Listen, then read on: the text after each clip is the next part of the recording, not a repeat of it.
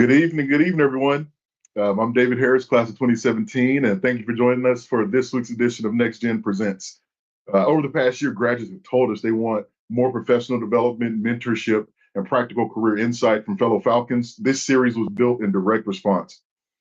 Tonight, we're going to be focused on careers in finance, a field that sits at the intersection of analytical thinking, relationship building, strategy, and negotiation. You hear from graduates working across investment banking, private equity, corporate development, and venture capital, sharing how they broke in, what they've learned along the way, and where they see the opportunity in the years ahead. And as we dive into the main portion of this conversation, I'd love to provide a quick framework on the investing landscape, just given finance can look very different depending on where you sit, whether it's in advising, investing, or operating.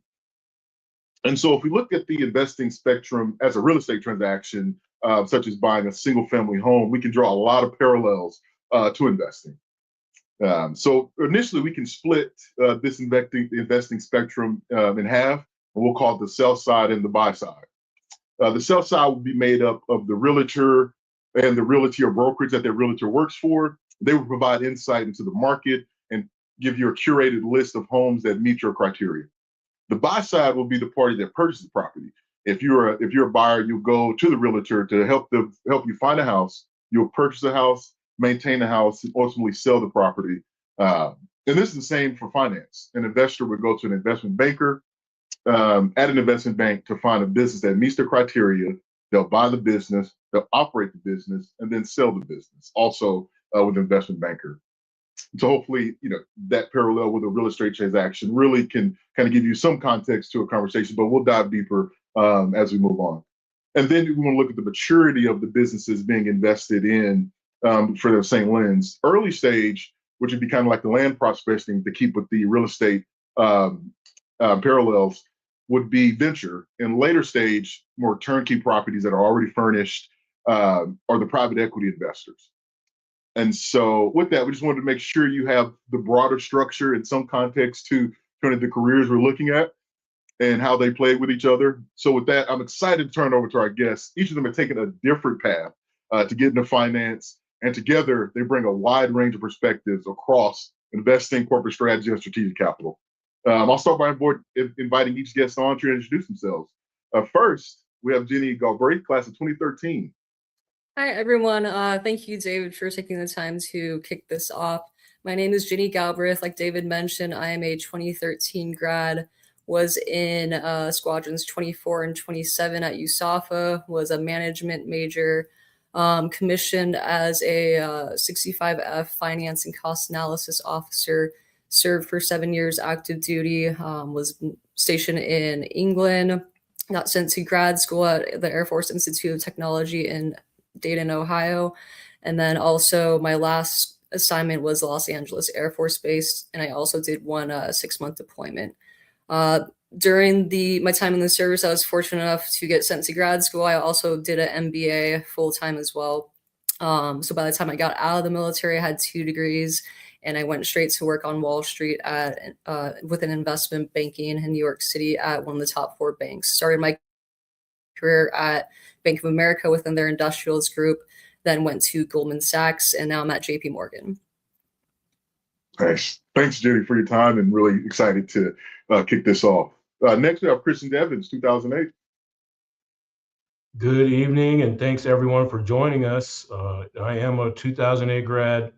I work for Olson, an engineering firm, so I'm on the operations side of that relationship David talked about. My job in the Air Force was acquisitions officer, but I had the pleasure of serving as a space and missile operator during an OPEX tour. Kind of made the transition into finance through Goldman coming out. I got my MBA at SMU, worked at a number of alternative investment shops here in Dallas, Highland Capital, Next Point Capital, as well as some private equity backed healthcare roll up at a place called Allergy, where we were rolling up allergy practices. Now I work at a place called Olson. We're an engineering and design firm working on really full service engineering with infrastructure. So everything from transportation and water systems to data centers and large scale telecom, energy infrastructure. So very much so somewhat of a pivot, but what you learn is finance prepares you to go into operations and be a part of a growth story. So I've been very blessed to do that. And once again, thank you for having us, David. Thanks again, Christian. This is also the chairman of NextGen Advisory Council. So thank you for your time, Christian. Really appreciate it. And then next, to round out the panel, we'll have Josh Weed, class 2001. All right, good evening. Thank you, David and the association for doing this. This is a great resource to our fellow grad community. Certainly wish I had this when I was going through it. So as David said, I was class of 01, so I guess I'm the old timer in the group.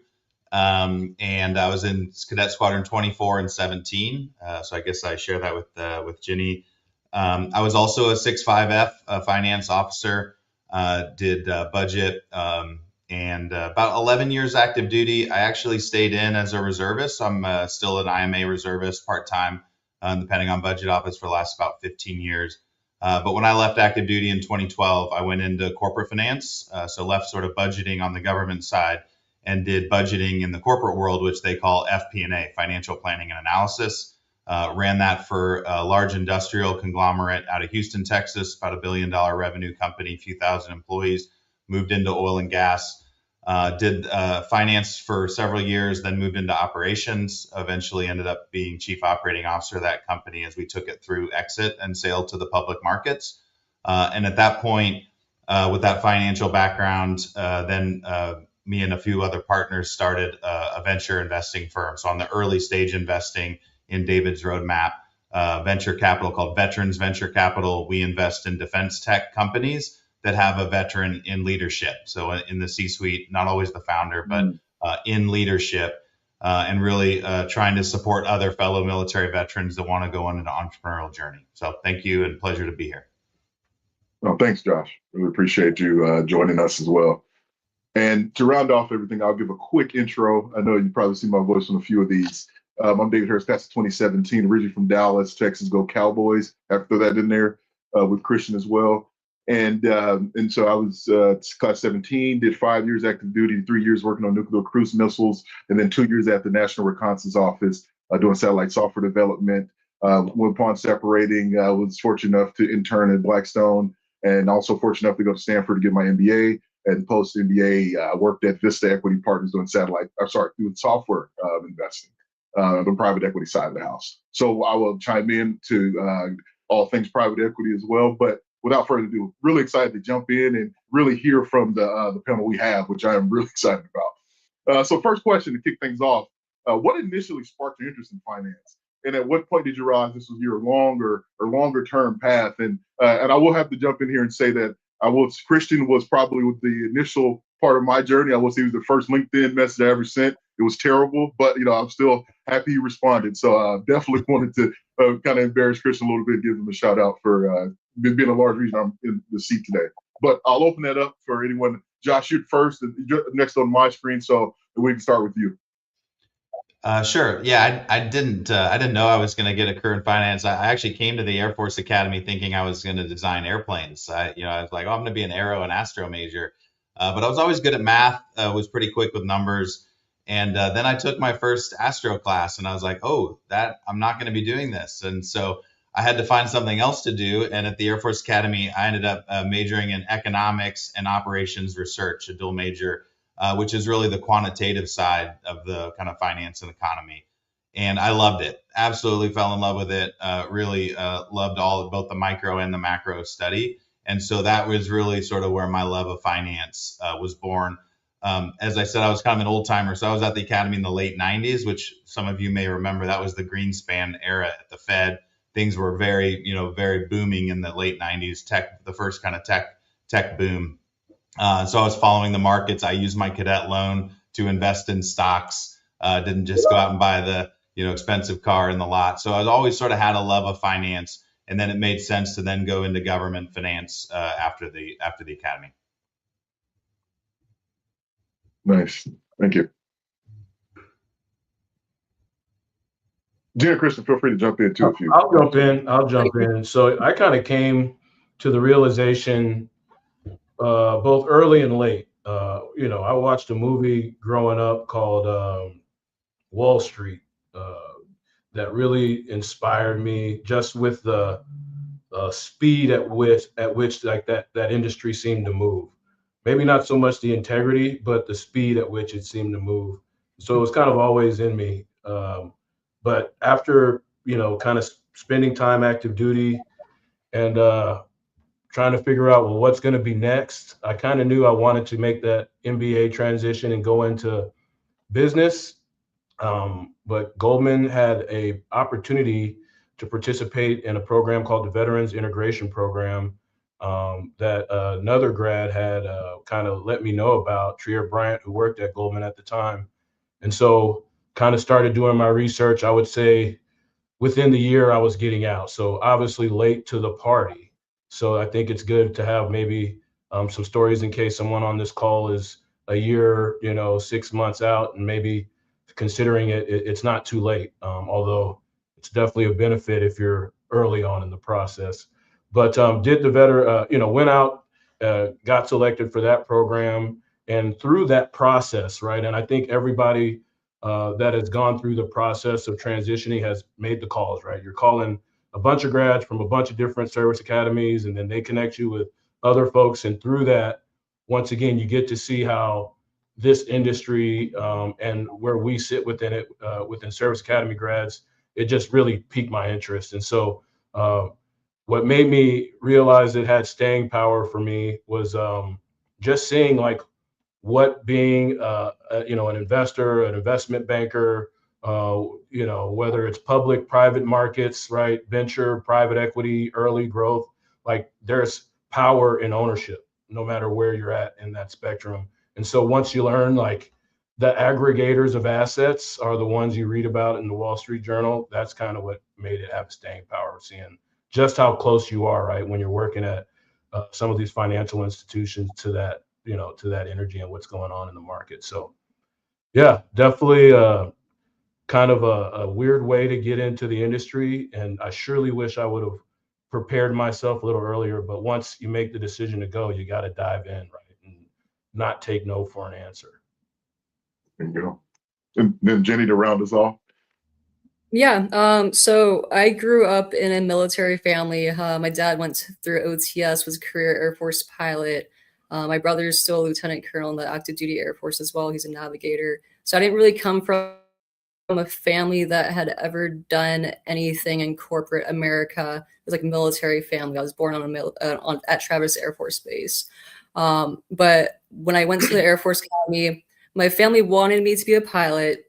I did not want to fly. I was really interested. Like, once I started taking my management classes, started learning more about finance. I remember I told my dad I want to be a finance officer in the Air Force, and he was not happy. But I stuck it out, and I decided to do what I wanted to do. Then I commissioned as a finance officer. Quickly realized I didn't like the budgeting side of finance or the Air Force finance type world. I wanted to do real, like, Wall Street type finance. So about 3 years before my separation date, I started networking like crazy, went on LinkedIn, cold message almost every service academy grad that I could find. It was mainly West Point and Naval Academy guys that work at these Wall Street banks, but I would just hit them up, ask them to do phone calls with me. I also was fortunate enough that I reached out to a 2008 Air Force Academy grad who was a woman working as an investment banker at Bank of America, went through their Veterans Associate program. She reassured me, hey, you could do it. If I could do it, you could do it. So I was prepping about 3 years in advance, lots of networking. As I mentioned, I already had my 2 master's degrees, was taking the CFA exams, was reading the Wall Street Journal every freaking day. Decided to fly out to New York City about a year before my separation date, get coffees with people in real life that I had only messaged over LinkedIn or talked to them on the phone, and came home with an offer for 8 months in advance of my separation date to work at Bank of America through their Veterans Associate program, guaranteed to do industrials investment banking. So I just, like Christian mentioned, once I decided I wanted to do this path, you gotta go full force, because there's a million other people that want to do Wall Street, investment banking, sales and trading, private equity, venture capital, you name it.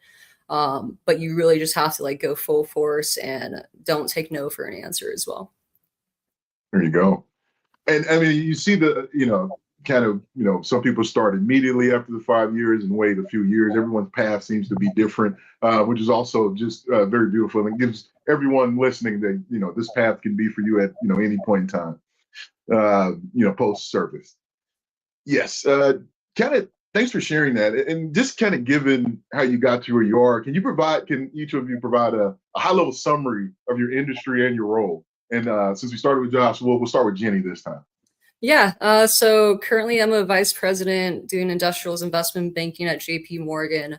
Have been doing industrials investment banking for almost 7 years now. Started at B of A, then went to Goldman, now at JPM.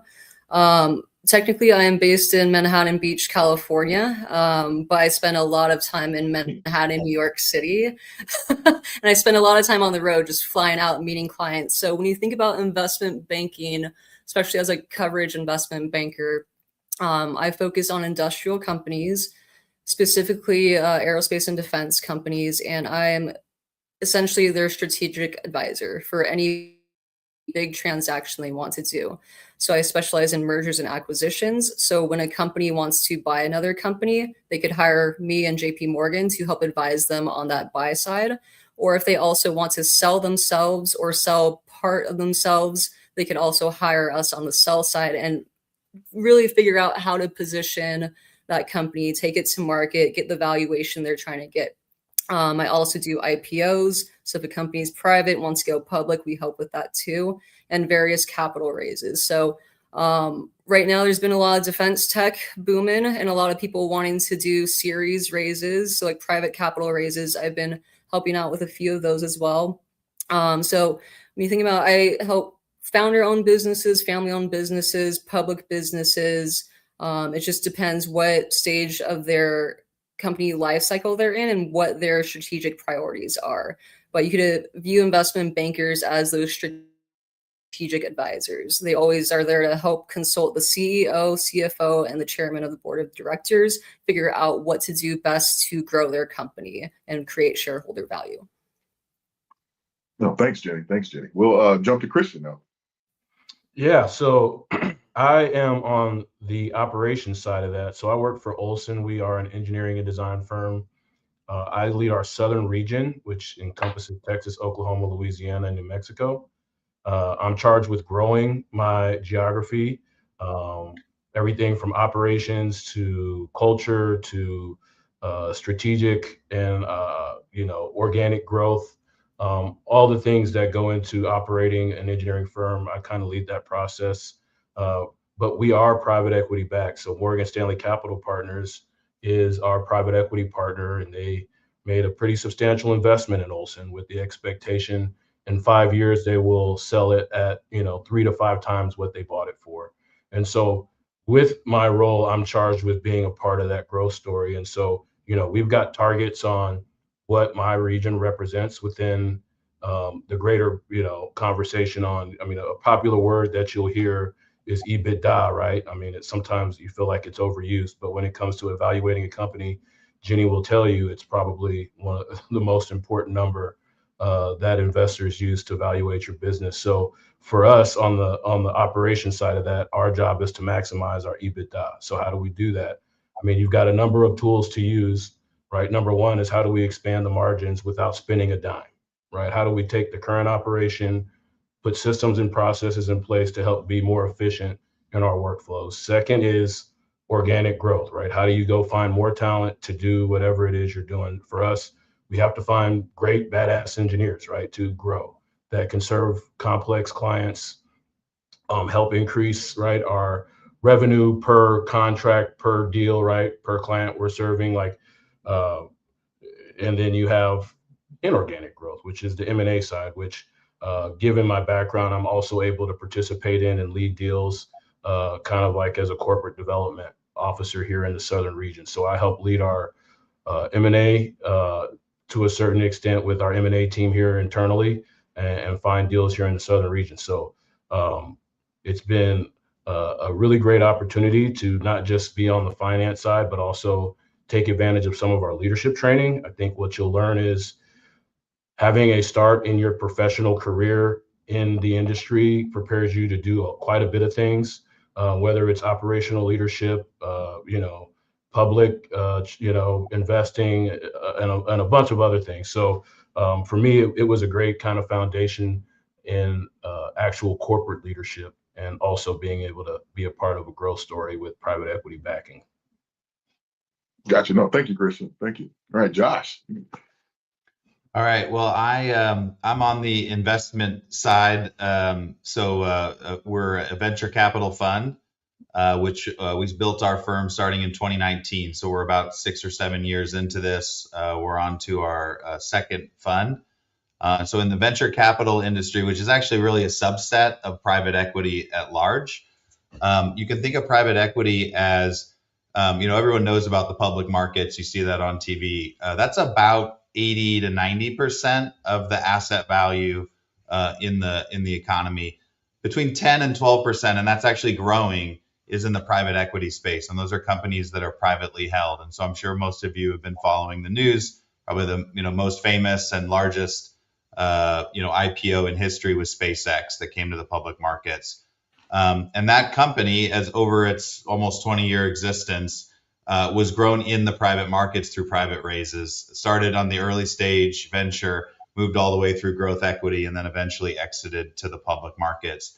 And so it's much more common now than it was 20 or 25 years ago for companies to live longer in the private space. And there's more and more private capital that's flowing in there.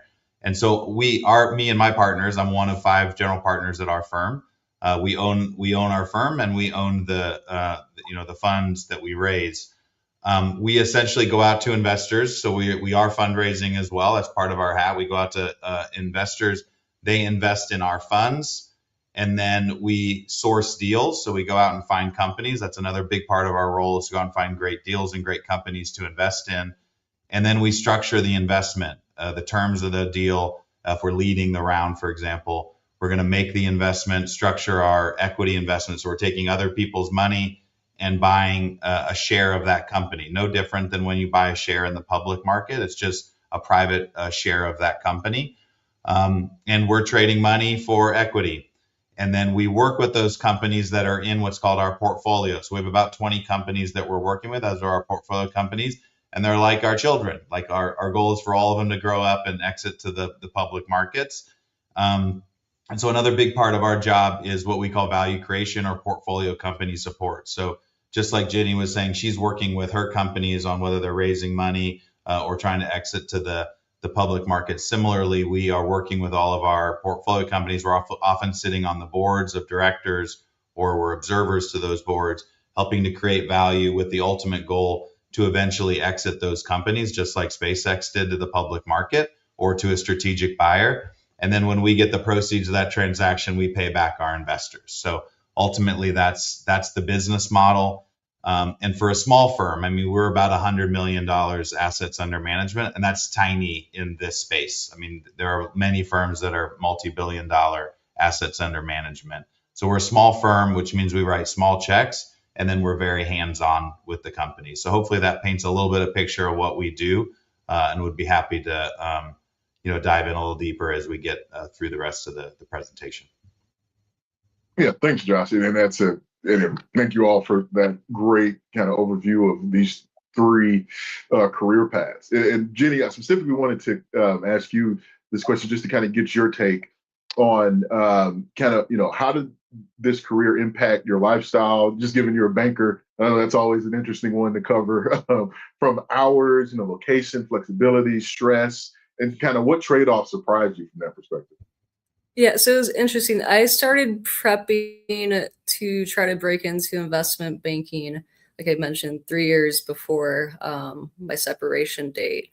And most junior investment bankers don't last 3 years in investment banking. So a lot of the people that I had initially reached out to, by the time it was time for me to separate from the military and go into banking, they were long gone. They only did 1 to 2 years maximum. That's pretty normal. But I would say I did so much research. I knew I was like dead set, wanted to do investment banking, see how it would go. Definitely was going to do at minimum 2 years because the first 2 years in investment banking are the worst. You could envision it as being deployed, and it never stops until you quit. For the 2 years, it's just a complete grind. It's a grind because one, you don't really know how to do the job. You could study finance, you could get your MBA from Harvard, Wharton, doesn't matter. It's all on the job training. So you can come from the military, go to Harvard, whatever, go straight to Goldman, B of A, JP Morgan, but it's an apprenticeship model. In those first 2 years, you're learning everything from scratch. You're learning the basic skill sets of how to model a company from a 23-year-old investment banking analyst that just has one more year of work life experience than you. So that drives the hours very, very high. And on top of it, you're not just working on one project at a time. So you might be working on one sell side M&A deal and you've never done it before. So it takes time to learn. And then you might be also working on an IPO at the same time, which you've also never done before. So it takes the reps those first couple years. And that's where I've seen a lot of veterans break down and just give up, go work in whatever job after that.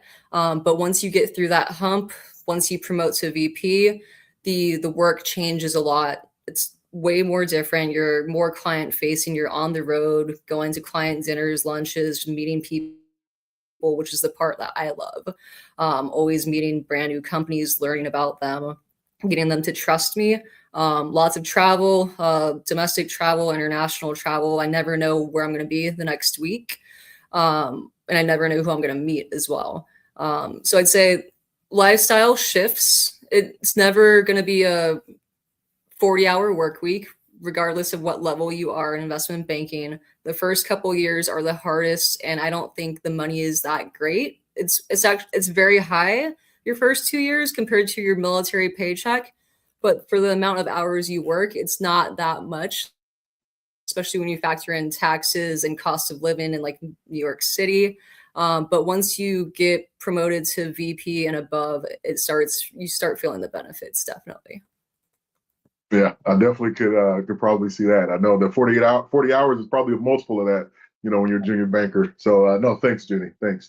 And Josh and Christian really wanted to dive in on another question. I know Jenny's already given some insight to how did you initially develop those required skill sets and kind of build your network out when you got started? I know that's probably one of the biggest things. And what mistakes do you see grads when they're pursuing, the type of career that you're in now, or any previous years you, Christian, with banking? Just kind of curious on like the holistic view you have of it. And so we'll start with Josh. Sure. So I think what Jenny said just a minute ago is really important, which is there's no substitution for the reps. You just got to do deals, like no matter what, if you're a banker or you're an investor, or if you're on the corporate side and dealing with like M&A transactions on a corporate strategy type job, there's just really no rep. And a lot of folks go to business school. I think that's a great way to transition into the finance world out of the military. I did not do that, but I think everyone else here on the call did. So I think that's great advice. I guess I'll say I did my MBA on the job by joining the corporate world and then just starting to do deals. And so I wouldn't recommend that. That was pretty painful. That was pretty steep learning curve. I would have loved to have a little bit of classroom education. But I think even if I had the classroom education, there's no substitution for actually getting your hands dirty, doing the deals, the personalities, the characters. Every deal is different. I often talk to one of my partners who wants to build a checklist to getting a deal done. I'm like, okay, you can have a checklist. It doesn't work that way, right? You do like the checklist is like maybe a reminder, but every deal is different. Every deal has its own character. And so it's pretty dynamic. And so, as far as like preparation and then how to get in the skill sets, the mentorship model that is like how the business works, whether you're on the corporate side, it's just like being a second lieutenant when you showed up to your first unit. Find the master sergeant equivalent, which is probably the VP level banker or the corporate finance guy that's one or two more rungs up the ladder from you, and shadow that person. You make them your best friend. You're not trying to take their job. You're trying to learn as much as you can. That's what I did when I got to my corporate job. Became the CFO, became my mentor. He was 2 or 3 rungs up the ladder when I was the director of financial planning and analysis. And I just learned as much as I could from him. And there is no substitute for the hours. That I think that's right. Whether you're in banking or corporate world, you got to realize that you're pivoting from the military into the corporate finance world, and most of your civilian peers are a few years ahead of you. And so, pick up the shovel and get to work. That was my best advice. And you will, you're academy grads. You'll make up the distance. You'll make up the gap. But there's no substitute for the hard work and the hours early on with that mentor that's showing you the ropes. Got you. No, thank you, Josh. Christian. Yeah, kind of piggybacking off of Josh's point, there's no substitute for reps, right? You're getting into something you've never done before, just like you did when you showed up at your first base, and then your second one, and then your third one. So we're interestingly prepared to be fast learners in that type of environment.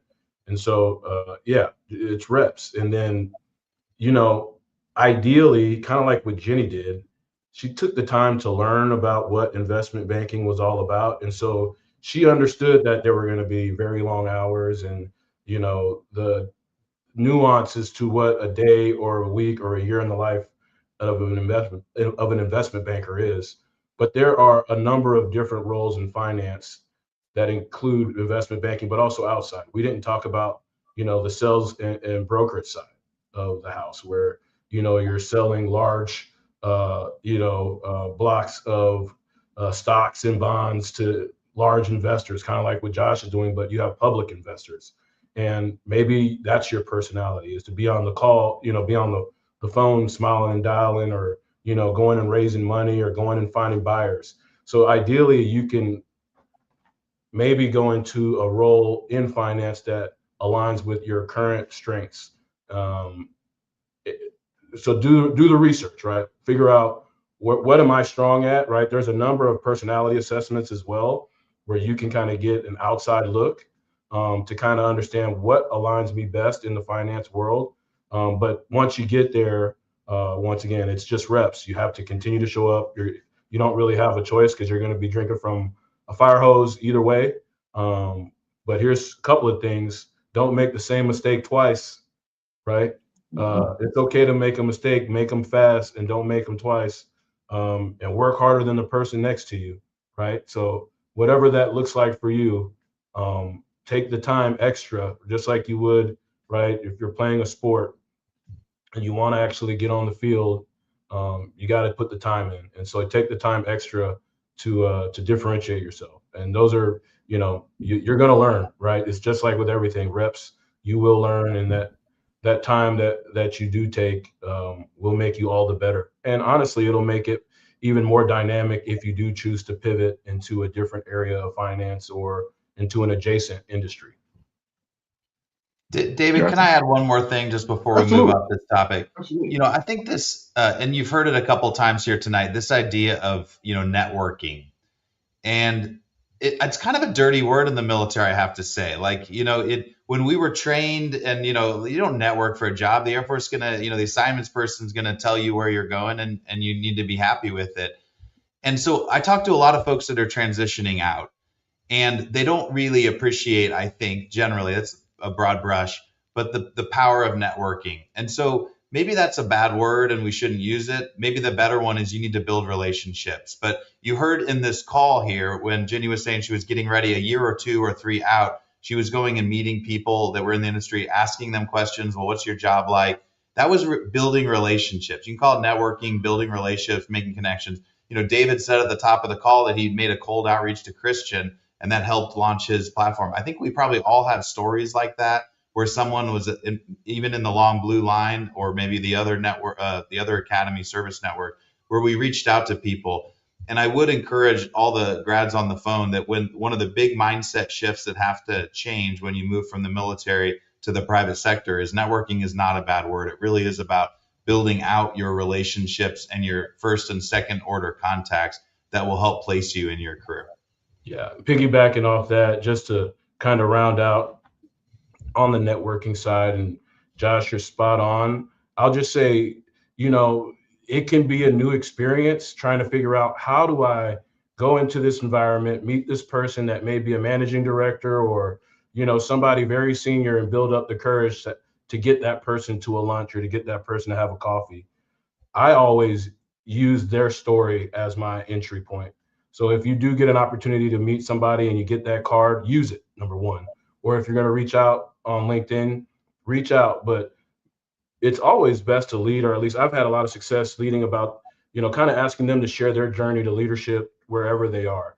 Get them started telling their story about themselves, and then be ready to have an interesting story about you. We've all got an interesting story. We went to one of the most peculiar places to go to, you know, to college, and we all have had experiences that a normal civilian will eat up, right, when they're kind of talking to you. So play into that, but also take the time when you are building those relationships, make it about that person you're trying to learn from and really get to know their journey, take it in. And it's never going to be like for like, but the more inputs you get, the better decision making you'll be able to make.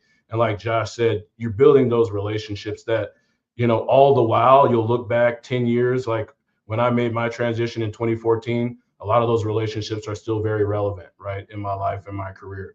Also, when you do get out into your community, wherever you're going to be, even if they're not in your industry, even if they're not, you know, a natural connection point, take the time to get to know senior leaders in your community in the same fashion.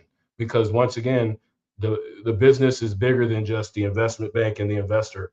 It's a whole ecosystem out here. And the more of those connection points you have with, say, a young CEO or, you know, C-suite member or somebody that's a senior corporate executive or doing things in that community, that just once again helps to round out your networks, to be fairly diverse. So, but be bold, right? Be bold. It doesn't matter who it is, right? If you have the opportunity to connect, try. You know, all they can say is no. Gotcha. No, thank you all. That was incredible. And that's the networking piece. I think you've heard that over and over again. Will be the key component of this. And then next, I think one of the most important, if not the most important piece of the industry and whatever career you enter, is really never approach. And so I think it'd be good to just provide some context to everyone on the call regarding compensation. Could everyone provide sort of context on overall comp structure and some entry level compensation bands? Necessarily don't need to give the exact number at any particular firm. Just to give them the listeners a flavor of what that looks like. And so we can start with you, Jane. So investment banking is actually very structured for pay, just like the military, especially at the entry level. So say if you're coming out of business school or going through like a veteran associate program at one of these big banks, you'll start as a associate, and it's a standard salary across all the big banks in New York City, at least about, I think it's maybe 175K nowadays. But then you also get a year-end bonus that could be equal to 1x that if you're performing really good, you're rated top in your class. And then every year after that, your salary goes up X amount of dollars, your bonus could get bigger and bigger. 5 years in, you're easily hitting over $500,000 if you're decent. 10 years in, should be hitting $1 million plus. And if you Nice. don't, if you're not performing, you're out. Like it's pretty yeah, it's not like the military where you can stay forever, you know, like you have to get promoted and whatnot. Got you. Thank you. Christian. I mean, she just gave the context, right? Like that's what you're walking into. It really depends on which area of the business you're going into, but there is a range, right? You will be well compensated, and your total compensation will be largely related to your performance. So that's why I say it's important that you're outperforming those that are next to you, because that's how your performance is rated, right? Just like we get OPRs, you get performance reviews at the end of the year, and you know you got to come in and kind of prove what value you added to the bank or to the firm. And so as you move through, right, there's the private equity side where it's a similar structure, except typically your base salary will probably be a little bit higher. and you'll also get opportunities to invest in the deals that your firm is working on in a lot of cases. And your bonus will be a percentage of those deals that you're doing, right? Like your total comp. When you get onto the corporate side, right, you get kind of your base salary, you get bonus, you get ownership in the company that you're working for. And once again, your performance is what connects you to the growth of that equity in that company. And so it's always a competitive environment. Once you get out into the civilian world, like you are being measured against your peers to judge what your compensation will be.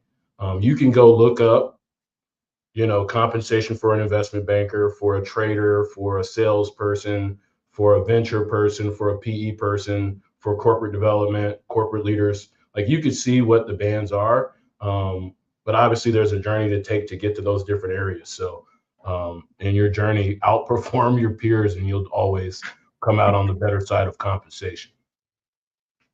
Thank you. Then to round us off, Josh.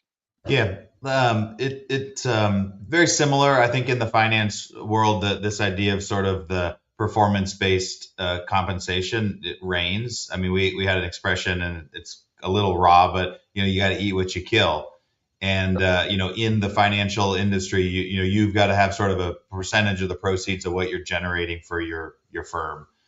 In the investment world, that idea is called carry. And essentially, we are investing alongside our investors, and our financial model, there's a little bit of fee that we get, just like all of us pay a fee on our mutual funds that are in our 401k. There's a little bit of fee that covers basically the operating expense and a pretty moderate or meager base salary to keep the lights on. But the reason we're in the investing world is the carry, which is really an uncapped upside. And so as the companies that we invest in do better, we basically have a percent or equity ownership in that. And that's, the upside is the roof can get blown off. And so there's a little bit of risk, especially when you're starting, in the sense that you may even actually take a pay cut. Like when I went from being the chief operating officer of $1 billion company into our firm, went without a salary as we were building the firm, took a huge base salary cut, but now we own something. And if you're in the finance world, you probably are a capitalist, and you probably believe that real wealth is created in this country by equity ownership. And it's not just give me my base salary and I'll work for someone else for the rest of my life. And so that's, I think, the folks that decide to go into the investing world, it's really about carry and that unlimited upside, that when you do well, your investors do well, or your investors do well, you do well, and you're along for the ride. Got you. Yeah, that the carry is what we all strive for. We can get it. Yeah. So, but if you don't do well, don't forget, if you don't deliver money back to investors, you get zero. Yeah, no carry at all. Yeah. You'll be carried out pretty much. So we'll, thank you all for incredible panel. I mean, that was just a lot of information, great information. Hopefully everyone took away as much of that as I did, even being in the industry. So thanks again. So I think we'll move to the next portion quickly. We'll take a few questions from the audience for the next couple minutes, and then we'll move into a rapid fire style panel. And so the first one, which we'll have from Andrew Putlock, class of 22. Thanks again. Have you seen individuals with an engineering background find opportunities in finance? What skills would an engineer need to improve to become competitive for landing a job in the industry? And I'll start with, I'll kind of give some background on this one too, just kind of giving them fresh out. And so one of the things I will say is MBA programs actually are made of mostly engineers. So business school students are mostly engineers now. That was not the case in the past, but that is true today. And so just to give my quick view on this is, yes, you absolutely are not only, find opportunities, you're actually sought after for a lot of these roles. So definitely, the way you think will be very valuable. And I'll open it up to the floor. I'll take one person if they want to chime in on this one, and we can kind of move to the next one afterwards. I would say being an engineer gives you a better chance of breaking into finance. Yep. Yeah. Yeah, I think it's a well trodden path. Thanks you all. All right, next, great question out of Roger Hill, class of 70. All of you have worked at an amazing number of companies. Is it typical to jump from one job to another? if anyone wants to jump in on that one. Well, I've been at 3 banks now within 7 years, but to be honest, it was all circumstantial. So I started at B of A and I was there for 4.5 years. And I thought I would be there for quite some time, was happy, had some great mentors there and built up my reputation as well. But I had worked on a co-advisor sell-side deal with Goldman Sachs. And once that deal ended, they asked me to come on over. And I figured have nothing to lose, go work for the #1 industrials investment banking team in the world. So went over there, and then after 6 years of living in New York City, I was getting a little tired of it. I'm a West Coast California girl. All my family is in California. Started reconnecting with some of my mentors that I had worked with at B of A that were now at JP Morgan, and just hit them up, and they said, hey, with our investment banking team, we allow VPs and above to live in any major city. If you want to live in California, we'll send you over there. Within a month of reconnecting with them, I had an offer in hand, was moving to LA. Nice. Yeah, no, it's So probably a little crazy. Oh, sorry, go ahead. Yeah. No. So Sorry, it's all very circumstantial, and you also have to think in mind, the corporate world is very different from the military. A huge way to increase your pay is to negotiate when you find a new job or someone's trying to poach you. That's the easiest way to amplify your total compensation by a huge percentage versus staying at the same firm for X amount of years, where they're only allowed to increase your total comp by X% each year. So that is one thing that's hugely different from the military mindset. Absolutely. Anyone else want to chime in there? I think that last point's a really great point. There's just incumbency, and there's some anchors that are tied to comp when you stay at a firm. And it's sad that that's the case, because you would wish that firms would sort of get out of their rule box to reward their best employees. But what Jenny just said is really practical and insightful, that, you know, managers are sort of capped in their raise pool. And sometimes when you're ready for that next promotion or that big raise, you do have to move firms, sadly. That's just the way the industry works. And so, you know, that's very different than 30 or 40 years ago, where people stayed at firms for a long time. There is a little bit of movement. And to be honest, there's a lot of, you want to be at the best firm, right? And so, like, depending on the industry or the geography, one bank will be better than another. You know, obviously there's a tiered priority within the private equity world, venture, et cetera. So, you know, moving your way up the ladder is ambitious and right in my mind and my way of thinking. Absolutely. All right. Last one quickly. We actually got a question for Christian. I was wondering, this is from Elijah Beauplan, class 22. How's it going, Elijah? Thanks for joining. I was wondering if you have an example of your operations leadership in the military that has helped you transition to your operation leadership role at Olson. It's a good question. I would say absolutely. So number one, as a young officer in the space and missile operations environment, I had to lead people older than me, at a young age. So that's never scared me, but it was really in my acquisitions time where I worked on an advisory and assistance and technical services contract at LA Air Force Base. And I worked with like a bunch of engineers on the actual contract. So I'm the program manager, but a bunch of, GSs and SESs and very senior leaders at Aerospace Corporation were on our acquisitions team, as well as active duty, right? Senior engineers and all those things. And so the experience of managing very confident, smart, and seasoned people in a fairly high pressure environment where you're trying to get from, market research to to acquisition strategy to source selection.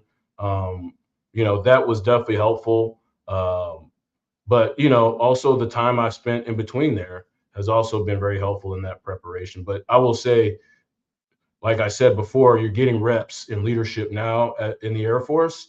That is, once again, there's no substitution for reps. So that leadership kind of comes for us a little bit more naturally. And I'll say, what I've learned is it's even more differentiated when you go to, say, an engineering firm that's headquartered in Lincoln, Nebraska, where Nebraska's culture is not what, maybe the Air Force culture is when it comes to being direct and being ready to make a decision and not being, wanting to run away from how hard a decision may be, or having to, do a reduction in force or do certain things that can be hard. I will say that time in the Air Force definitely prepares you a little bit differently to just be able to move a little bit more freely in that, and be willing to accept some of the consequences of, say, not being liked or doing something that may be unpopular, but is the right decision. Gotcha.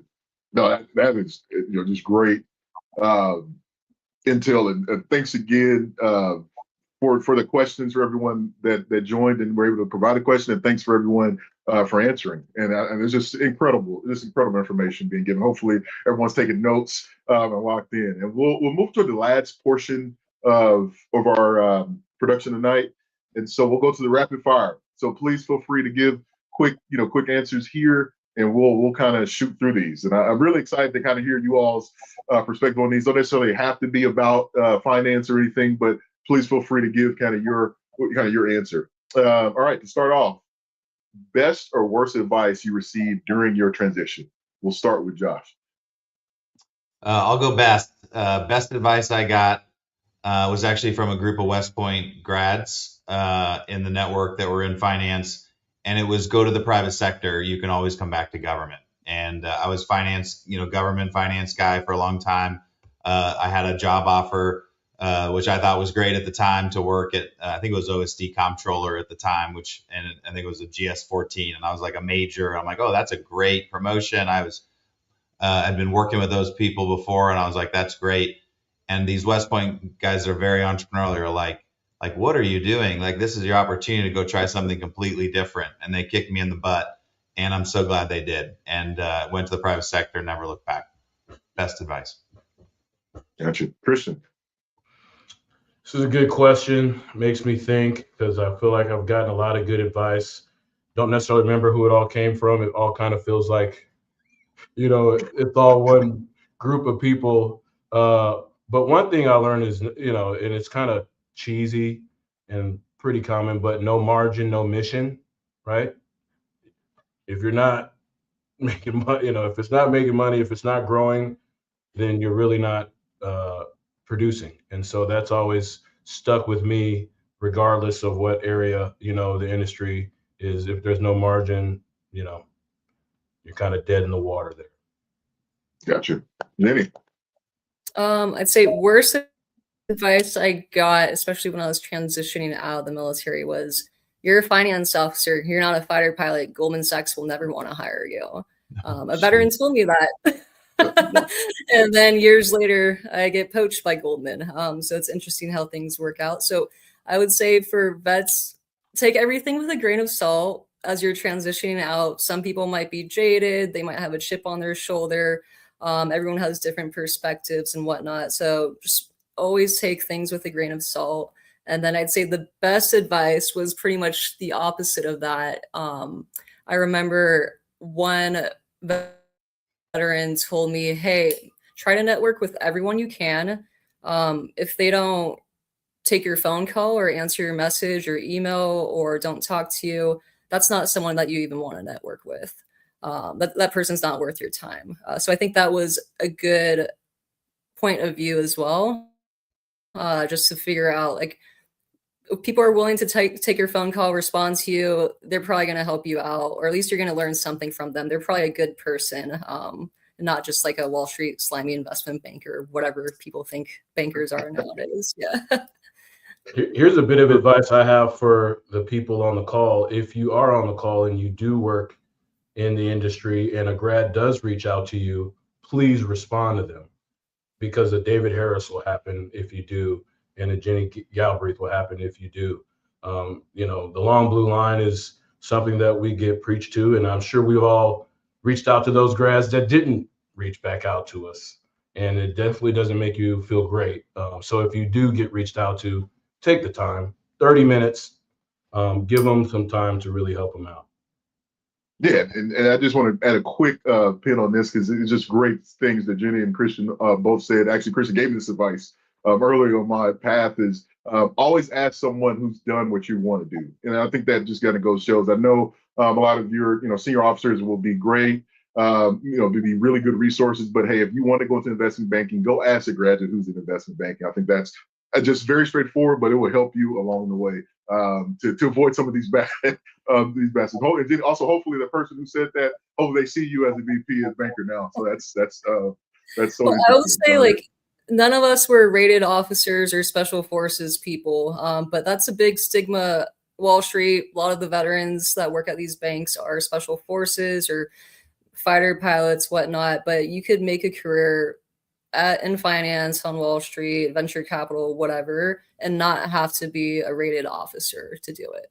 There's different ways to differentiate yourself, definitely. Gotcha. Okay, we got time for two quick more. What's your favorite book, regardless of genre or topic? We'll start with Christian here. I Might Need Security by Charles Barkley. There we go. Good one. Mine was Rich Dad, Poor Dad. Read that a long time ago, and it totally changed my thinking on my financial upbringing and literacy. Classic. Jenny? I don't read much. I read the news or research.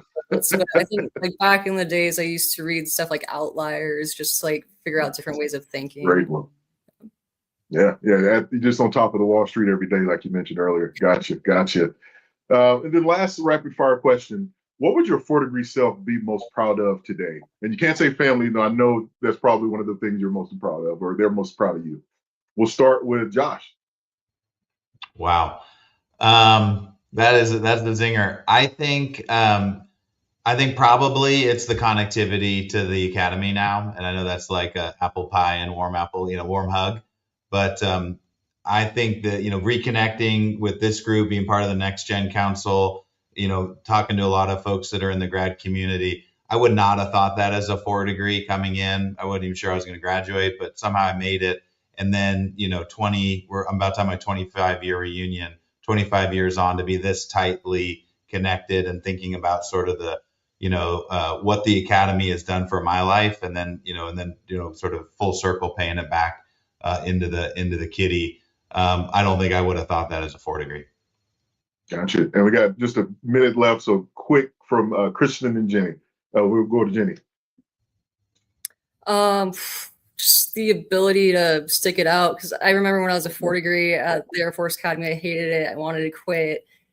Just completely despised it, but stuck it out. And then same with banking. It's very hard, like I said, the first 2 years, but once you stick it out, I think you do reap the rewards, definitely. And then to round us off, Christian. Yeah, well, number one, my 4-degree self surely was glad I didn't quit. And anybody that knew me as a 4-degree would not expect that I'd be on this call, let alone on the ALG board. So the fact that I didn't quit has definitely made life on this side of it very worthwhile. Just like Josh said, still being engaged with the ALG. And, it doesn't really matter if you were a super cadet or, you were, an athlete that didn't really care as much as you probably should have. When you get on this side, like, we're all grads and we all have something to give. So, very proud, I guess, of that. Got you. No, thank you. Once again, thank you all for joining. Please, everyone, join me and give a virtual round of applause and a huge thank you to our panelists and all of you for joining us. And so we'll try to get you out of here on time. And, with that, as always, go Falcons, beat the Goats, and beat the Mules. Have a good night.